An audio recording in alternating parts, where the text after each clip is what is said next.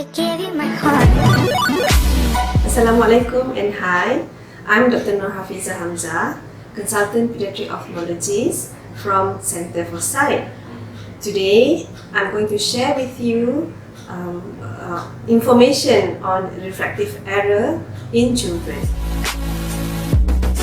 In ideal visual system, an object is focused directly on the retina layer, whereby this layer is the nerve layer in the eyeball. Okay. In refractive error, that we have three main refractive errors that we have are myopia, which is nearsightedness, hypermetropia, farsightedness, and also astigmatism. Okay. First and foremost, we talk about myopia. In myopia or nearsightedness, the object is actually focused in front of the retina.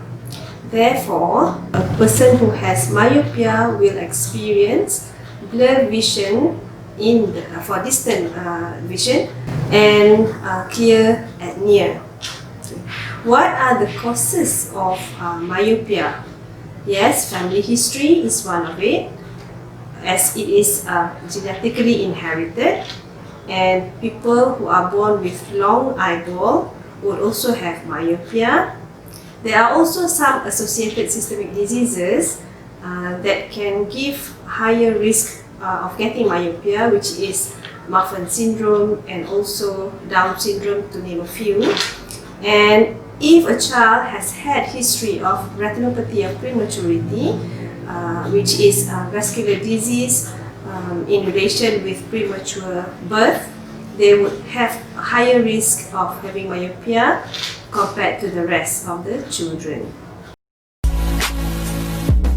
The second type of refractive error is hypermetropia or farsightedness. A person who has hypermetropia would see distant objects very clearly, but yet having problems to see things at near. Okay, the causes of hypermetropia is also one of it is family history, and those who are born with short eyeball. Normally, our curvature of cornea resembles the shape of a basketball.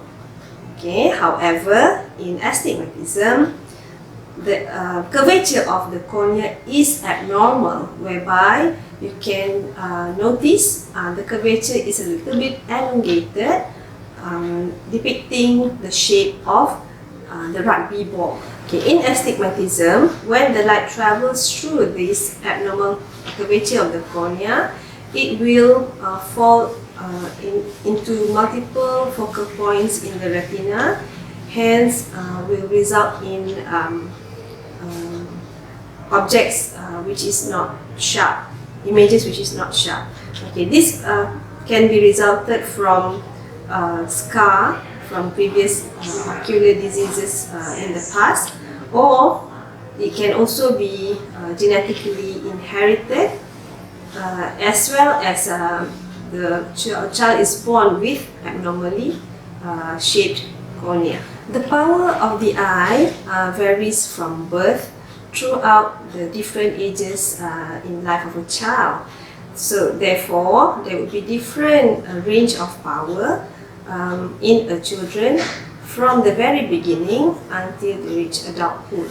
Different visual acuity requirement is noticed at throughout the milestone of a child.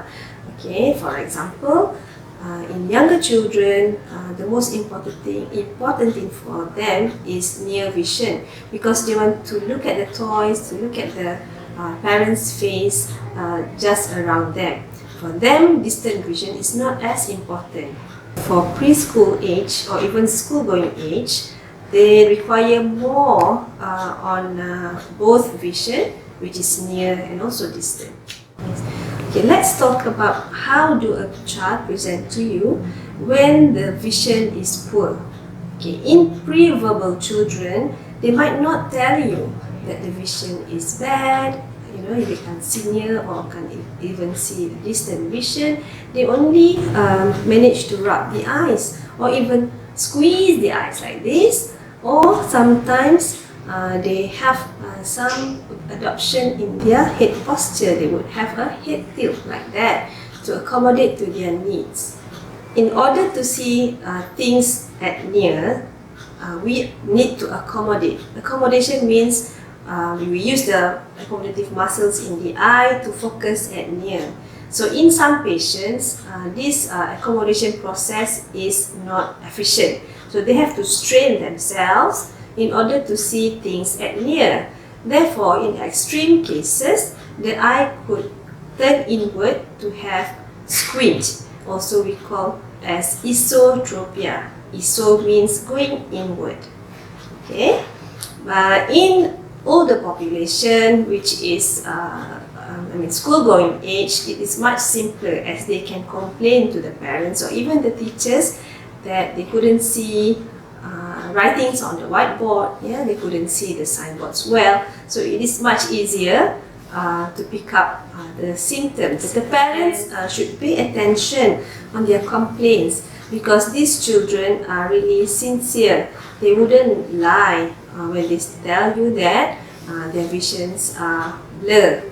Alright, so please be attentive and sensitive to your children's reaction when they see things at near and far. And if you have some suspicion, you can straight away bring them to the nearby ophthalmologist, or ideally pediatric ophthalmologist. After seeing an ophthalmologist, at the end, the doctor will tell you what is the underlying problem that would have caused your child to have poor vision.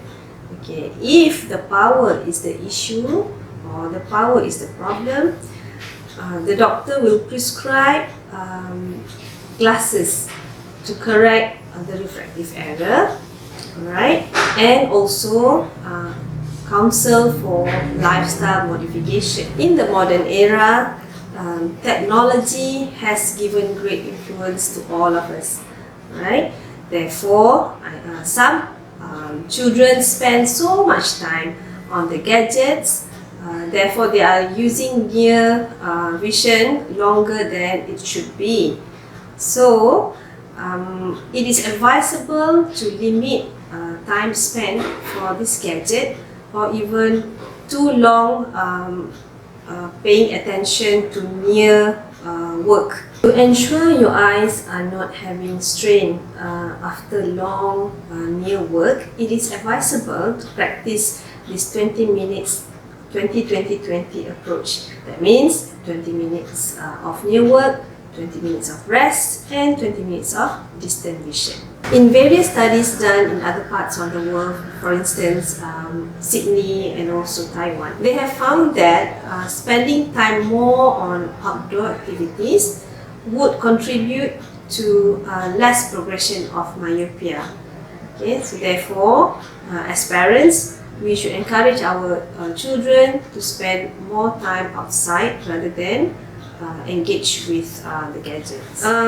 Those children who really needs to wear glasses are advised to have compliance towards the glasses. How to increase compliance?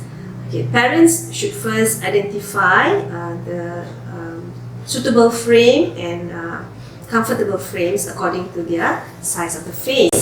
And then in children, they tend to lose, they tend to break it. So ideally, if you can spend a little bit of your money for flexible frame in younger age children, that would be helpful, right? And what about contact lenses? You must be thinking whether contact lens would help children. Well, issues with hygiene as well as tendency to lose contact lens is very high in children, and the hygienic part is doubtful. Therefore, contact lens is not suitable for children. What about surgical correction like LASIK? As we know, LASIK is a surgery whereby we modify the thickness of the cornea to cater to the correction of refractive error accordingly. However, for your information, children's eye is developing until the age of 18 to 20. So the power would still change according to age. So it is not a suitable corrective measure for refractive error in children until they have reached a certain age. Okay, I hope this short video have given you some information. So if you have any doubts on your children's eye health, please bring them to me, Dr. Norhafizah, in Kipidin Center for Sight, Kuala Lumpur. Thank you.